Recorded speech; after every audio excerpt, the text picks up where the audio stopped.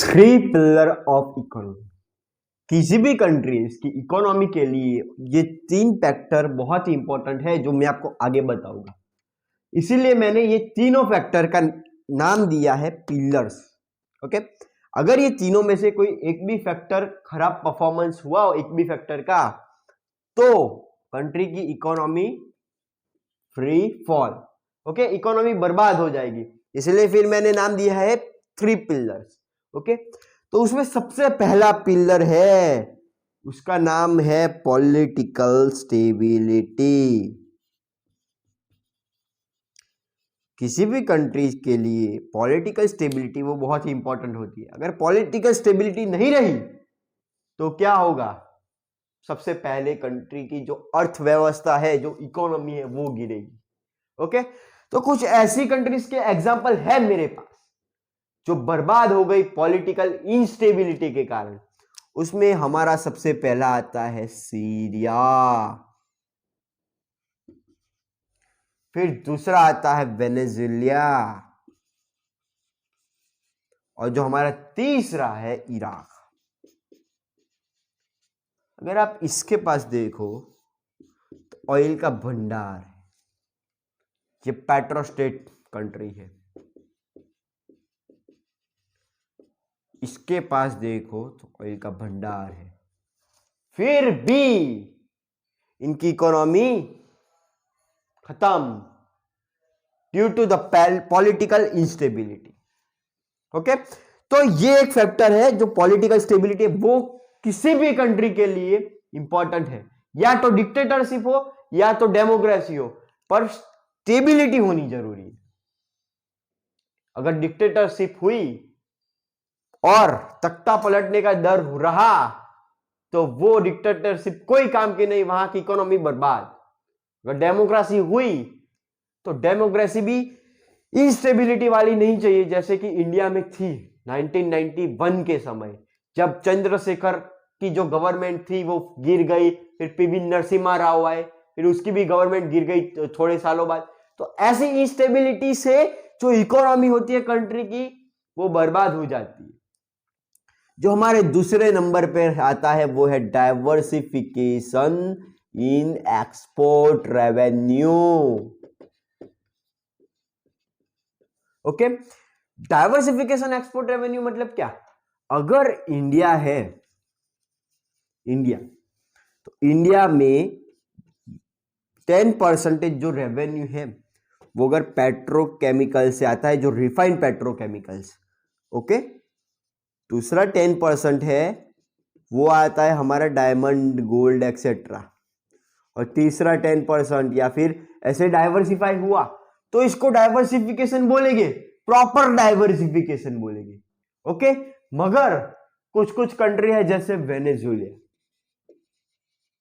अब इसका देखें ना हम डाइवर्सिफिकेशन एंड एक्सपोर्ट, इसका 80% जो रेवेन्यू आता था ना, वो किससे आता था? ऑयल, और दूसरा सब 20% अदर्स।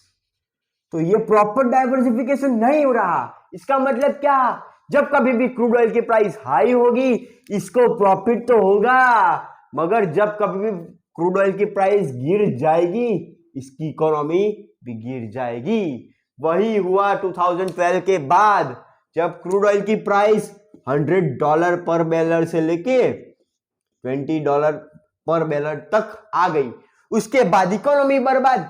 इकोनॉमी के बाद इसकी पॉलिटिकल स्टेबिलिटी भी खत्म।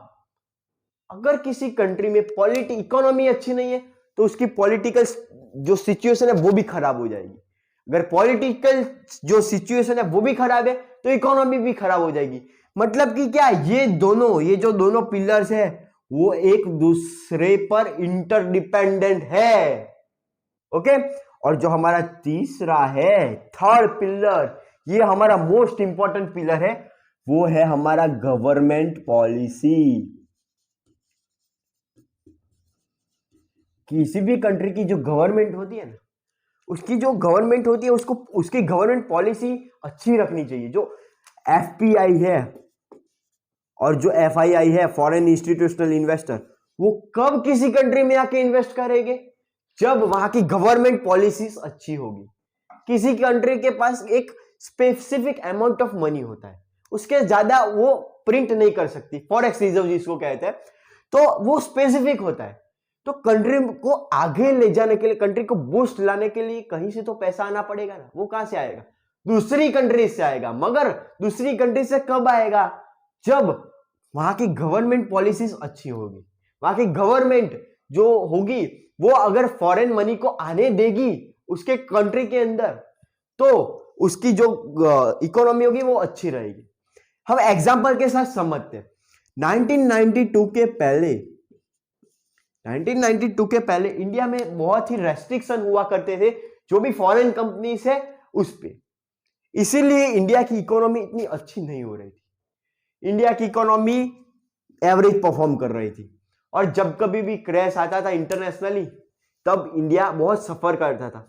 और जहां तक तो 1992 में जो हमारे जो गोल्ड होते हैं, जो गोल्ड रिजर्व होते हैं, उसको भी गिरवी रखना पड़ा था इंग्लैंड की बैंक के पास। जब वो वक्त आया था हर्षद मेहता स्कैम, उसी समय की मैं बात कर रहा हूं। इंग्लैंड की बैंक के पास जो होती है सेंट्रल बैंक, वहां इंडिया का गोल्ड जो गिरवी रखना पड़ा था। मगर जब 1992 में लिबरलाइजेशन आया तो फॉरेन इनफ्लो हुआ हमारे इंडिया में, फॉरेन कंट्री से इन्वेस्टमेंट आया और इंडिया की इकोनॉमी बूस्ट हुई। अभी आप देखो तो गवर्नमेंट पॉलिसीज कुछ कुछ कंट्री में अच्छी नहीं है। ओके, उसमें सबसे पहले जो आता है हमारा गवर्नमेंट पॉलिसीज, मिडल ईस्ट में कुछ कुछ कंट्री जैसे कि इराक की भी गवर्नमेंट पॉलिसीज अच्छी नहीं है। वैसे भी इराक और अमेरिका दोनों का कॉन्फ्लिक्ट चल रहा है। अमेरिका ईरान के साथ है और ये ईरान और इराक का कॉन्फ्लिक्ट। सो इनडायरेक्टली ये जो इराक है वो अमेरिका का दुश्मन ही हो गया। ओके, तो इस हिसाब से इसकी इकोनॉमी अच्छी नहीं हो रही है। तो ये जो 3 पिलर है, अगर वो अच्छे नहीं हुए ना तो किसी भी कंट्री की जो अर्थव्यवस्था, जो इकोनॉमी है ना, वो गिर सकती है।